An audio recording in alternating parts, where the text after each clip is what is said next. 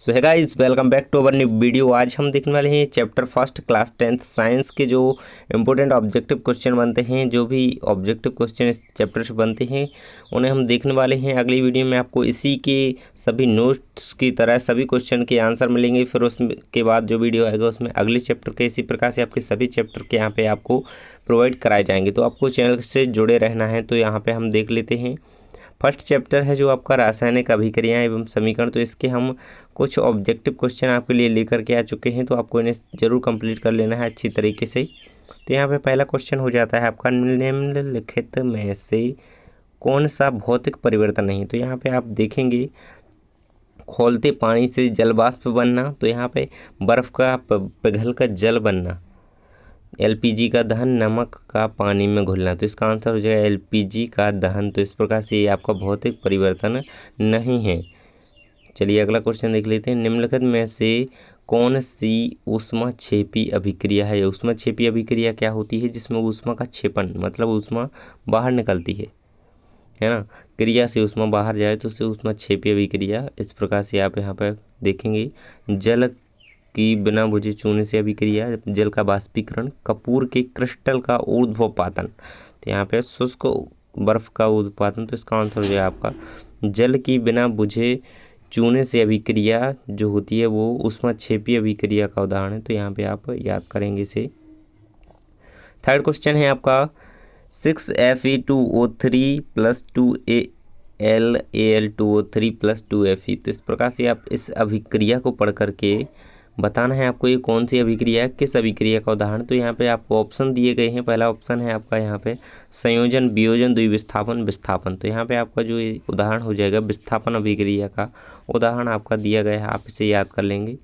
अगला है 7H2 का योग तथा 0,2 का ह्रास कहलाता है। तो यहाँ पे आपको अपचयन अभिक्रिया, रेडक्स, अपचयन और संक्षारण। तो यहाँ पे आपको अपचयन इसका आंसर लगा देना है।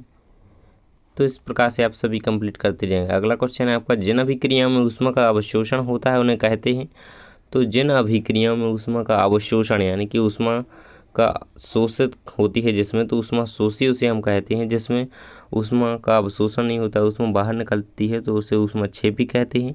जिसका आंसर जो है आपका ऑप्शन नंबर सेकंड, ऊष्मा का अवशोषण तो ऊष्मा शोषी अभिक्रिया कहलाएगी। तो यहाँ पे आप इसे याद रखेंगे, ऊष्मा शोषी, जहाँ पे ऊष्मा का अवशोषण होता है ऊष्मा शोषी अभिक्रिया।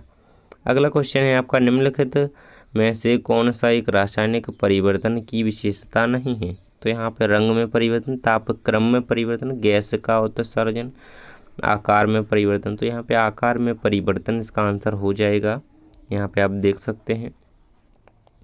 अगला क्वेश्चन है आपका, खाद्य पदार्थ का कार्बन डाइऑक्साइड और पानी में टूटना एक प्रकार की है, क्या है? कौन सी अभिक्रिया है? खाद्य पदार्थ का कार्बन डाइऑक्साइड और पानी में टूटना। तो यहाँ पे आप देखेंगे इसका आंसर ऊष्माक्षेपी अभिक्रिया कहते हैं इसको हम। खाद्य पदार्थ का कार्बन डाइऑक्साइड और पानी में टूटना, इसका जो विघटन हो जाता है तो उसको हम ऊष्माक्षेपी अभिक्रिया कहते हैं। अगला क्वेश्चन है आपका, सोने और प्लेटिनम को गलाने वाले अम्ल का नाम लिखिए। तो यहाँ पे एक्वा रेजिया विलयन जो होता है उसमें हम सोने और प्लेटिनम जैसी धातुओं को गला सकते हैं, फिर उनसे आभूषण दूसरे तरीके से डिजाइन से तैयार कर सकते हैं। यहाँ पे आप पढ़ेंगे। अगला क्वेश्चन है आपका, रासायनिक अभिक्रिया में भाग लेने वाले पदार्थ कहलाते हैं। तो उत्पाद कहलाते हैं, अब यौगिक, अभिकारक या मिश्रण। तो यहाँ पे आंसर अभिकारक है, तो ये आप याद रखेंगे।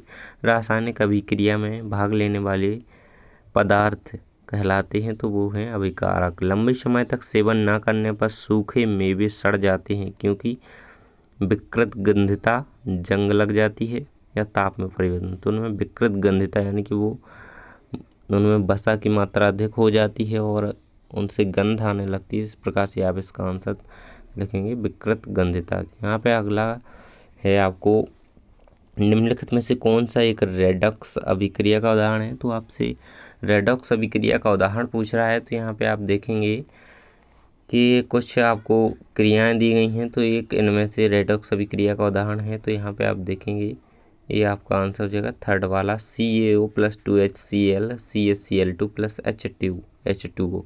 तो यहाँ पे आप कैल्शियम ऑक्साइड और हाइड्रोक्लोरिक एसिड यहाँ पे हो जाएगा आपका कैल्शियम क्लोराइड और H2O+। तो ये आपकी रेडॉक्स अभिक्रिया बन रही है यहाँ पे। अगला क्वेश्चन है आपका, नीचे दी गई अभिक्रिया में कौन सा कथन सही है। तो यहाँ पे आपको अभिक्रिया पहले पढ़ लेना है। 2CO+O2 equal to 2CuO। तो यहाँ पे आपका 2 कॉपर मिल और O2 को जब मिला दिया जाता है तो 2CuO यानी कि कॉपर ऑक्साइड, कॉपर का ऑक्सीकरण हो रहा है जब ये बन रही है 2CuO। यहाँ पे आप देखेंगे तो ये कॉपर का ऑक्सीकरण यहाँ पे हो रहा है, तो फर्स्ट वाला ऑप्शन ये है जो आपका सही हो जाएगा। ये देखिए यहाँ पे हम अगला क्वेश्चन देख लेते हैं। लोहे को जिंक से लेपित करने की प्रक्रिया को क्या कहते हैं। तो ये आपको पता ही होगा।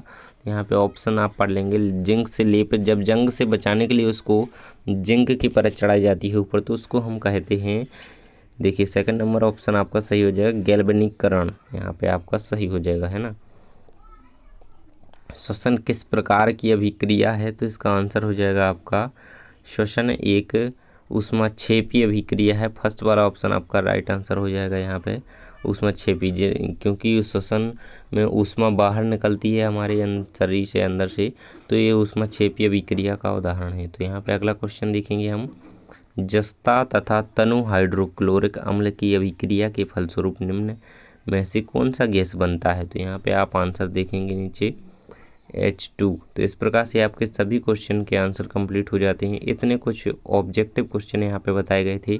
अब अगली वीडियो में जल्दी ही आपको सभी नोट्स के तरीके से कुछ और ऑब्जेक्टिव क्वेश्चन और आंसर यानी कि लॉन्ग क्वेश्चन आंसर भी बताए जाएंगे। तो आपको वीडियो ज़रूर देखना है। Thanks for watching. मिलते हैं अगले वीडियो में।